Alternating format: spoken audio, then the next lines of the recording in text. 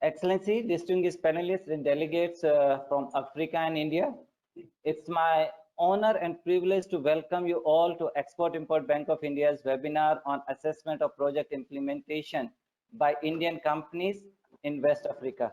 Namaste, bonjour, good morning, good afternoon, akwaba to all.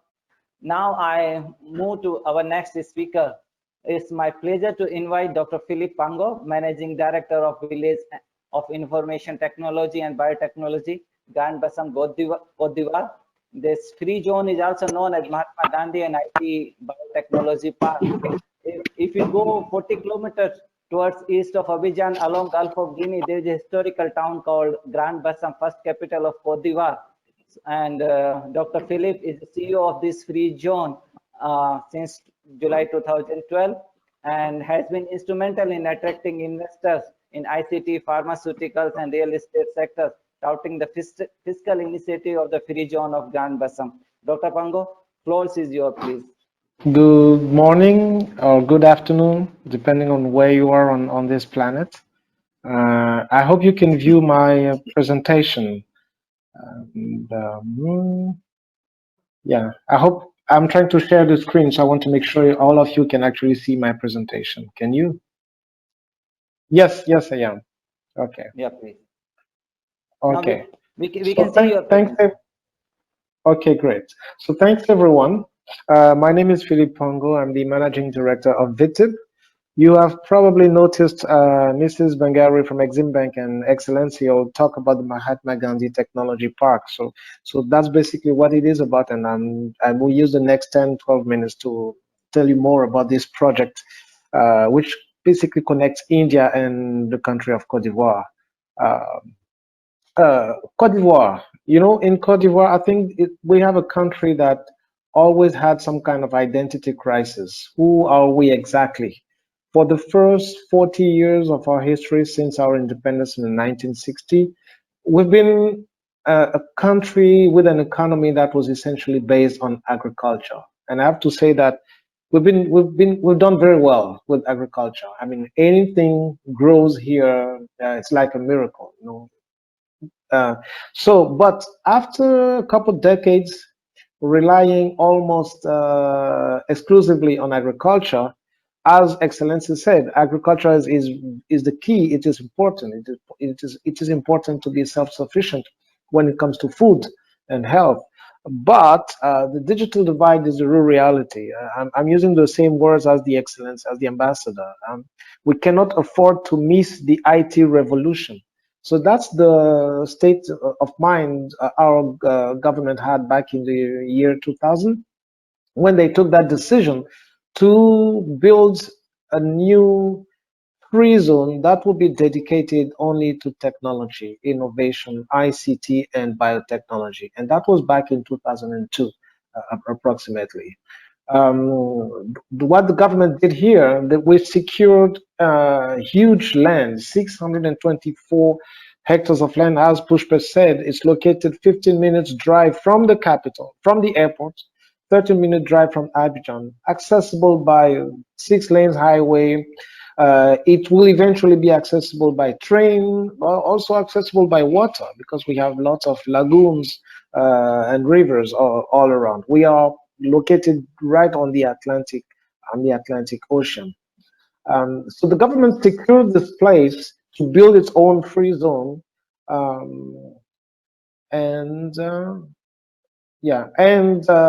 a company was created to actually manage the free zone. The free zone got the name of Mahatma Gandhi. And there's a reason for that, because we think, back in the year 2000, what happens in the world? There's a country called India that all of a sudden becomes the place to be when it comes to information technology, software, programming, and so on and so on. So we didn't think twice. The Cote d'Ivoire went straight to India to request assistance to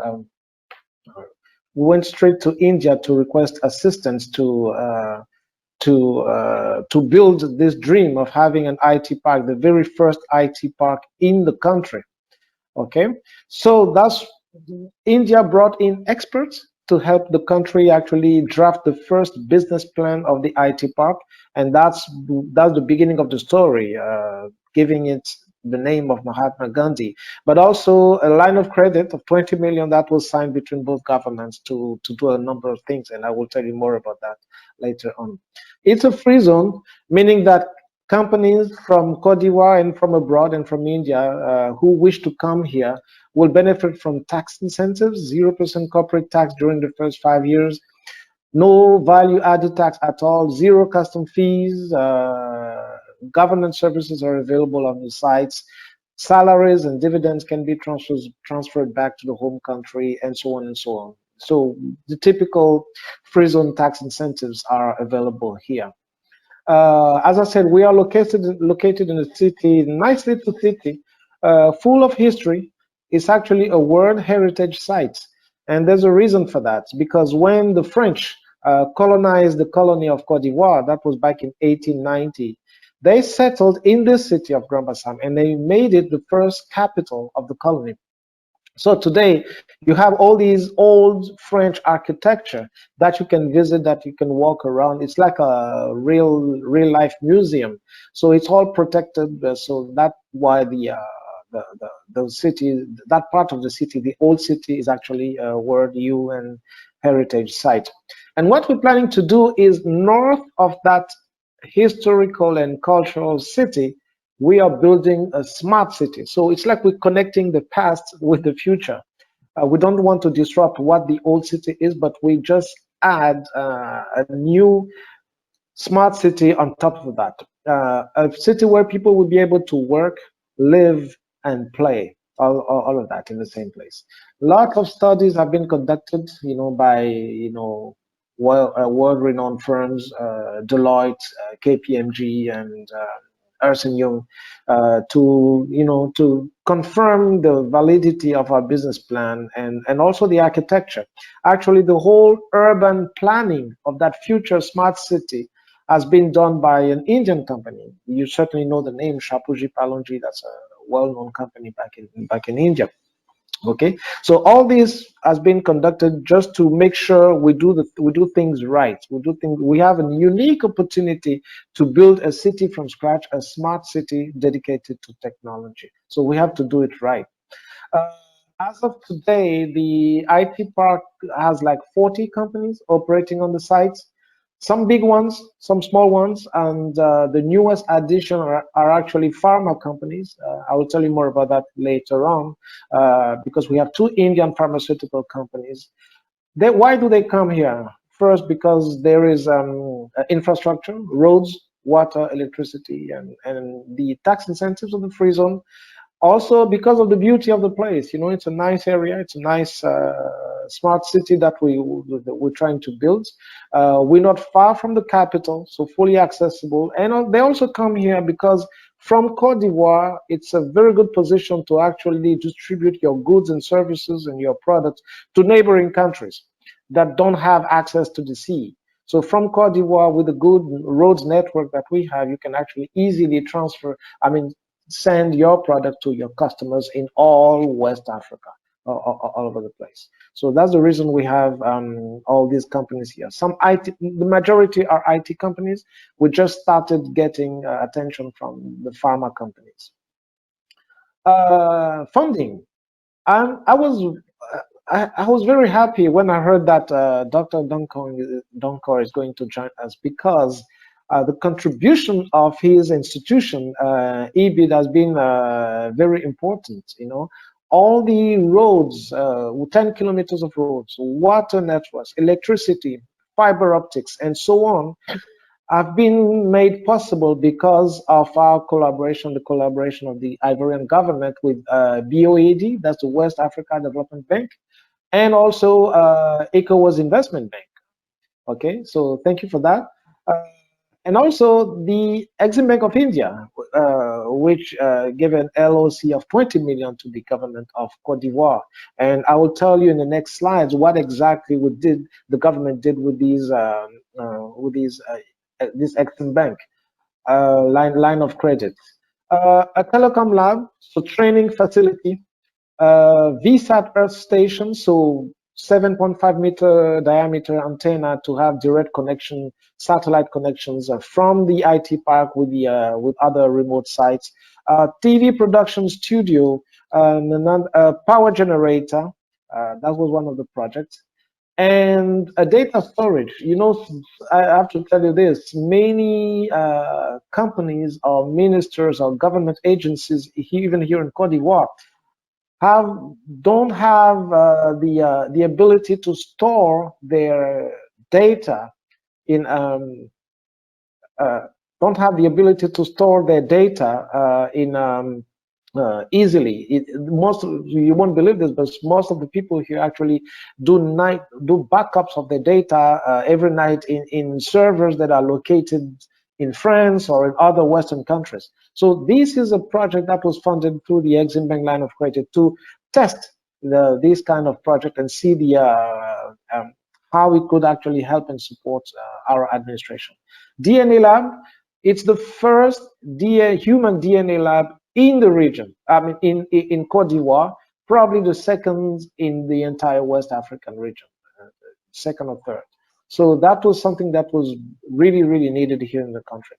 And then a computer assembly line that can assemble desktops, laptops, monitors, and so on and so on. And then, last but not least, the new headquarters of VITIB Bayside. We are the company in charge of managing the Freezone.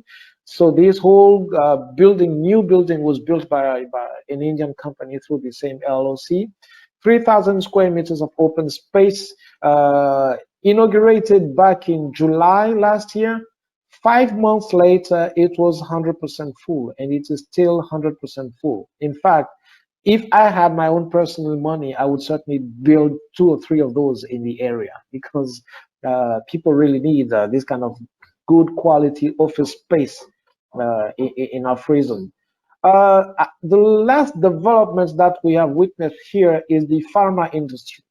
We have, after 4 or 5 years of operation, I was wondering, well, our IT park is named after Mahatma Gandhi, but where are the Indian companies? There were no Indian manufacturers available on the site. Well, over the past 3 years, we had 2 pharmaceutical companies, and for that reason, we decided to reserve 20 hectares of land dedicated to pharma companies. So if there's any pharma companies, Indian, watching us at this point, this is an invitation for all of you to consider setting up a plant in Cote d'Ivoire, and especially in the Mahatma Gandhi Technology Park. This is a short video showing what the smart city is going to look like when it will be completed. As I said, we're building a smart city from scratch, a place where people can actually live, work, and play. We have access to the lagoon. It includes hotels. It includes housing complex. It includes warehouses for rent and office space and so on. All of that together into one single unified and well-planned city. Gradually, we have transformed ourselves from initially we were a company that was seeking IT companies or biotech companies and try to convince them to operate on our site. But gradually, with this master plan that you're looking at now, we are gradually becoming a real estate promoter, because there's so much to build here. So I spend half of my time running after investors willing to build one of these 16 projects that you can see here. As I said, we have 2 hotels in the planning, 1 big shopping mall, a water park, housing complex, huge residential areas to build. Office space along the highway. This will be, I want to, sometimes when I try to joke, I call it our little Dubai. It has to be the high-tech facade of the Freezone right on the highway, so high-rise buildings. And we believe there's a strong demand in good quality office space in our area. Yeah. So this is again a call to all real estate investors listening. There's an opportunity to grab here. So finally, my final word would be about COVID-19 in Africa. Of course, when the pandemic started, there was some concerns about what would happen in Africa. But after 3 or 4 months since the virus reached us, um, I mean, we have to acknowledge that we're doing good so far, and we're doing really good actually. In Africa, we have the lowest lethality rate, 0.7%, and which is good news. I don't know why exactly. I'm not a scientist in biotech or in virus, but I can say it's a good surprise having such a low lethality rate. Maybe because that's the way in our nature, the way our bodies are built to fight against malaria for the past 100 years. Maybe we have developed some kind of strength against this kind of virus. But of course, Africa is hurt. The economy is hurt, of course, but Africa remains a land of opportunity, as the ambassador said. 500 million internet users and growing and growing and growing, and very young internet users. Everybody has a Facebook account or whatsoever. And so many businesses that are not conquered yet, that are waiting for the right person, the right people, like the booming e-commerce opportunities in Africa. The giants in e-commerce in Africa, they don't do $100 million every year. They do 150 or $200 million every year. So is that kind of opportunity that is available for people out there. And there's definitely space for Indian business owners to come and look, take some risk and get out of India and come to Africa. We are the partner that they can talk to. We are here to help and support you in your venture in Cote d'Ivoire, and especially in the Mahatma Gandhi Freezone and Information Technology and Biotechnology Park. Thank you very much for your time, and thank you for listening. Thank you so much, Dr. Pango, for comprehensive information on Mahatma Gandhi IT and Biotechnology Park. And I'm sure that there are so many Indian companies who are participating in this webinar will approach you soon, and they will come to you and seeking investment opportunity to know more about the Mahatma Gandhi IT Park. Thank you so much, Dr. Pango. Now, thanks.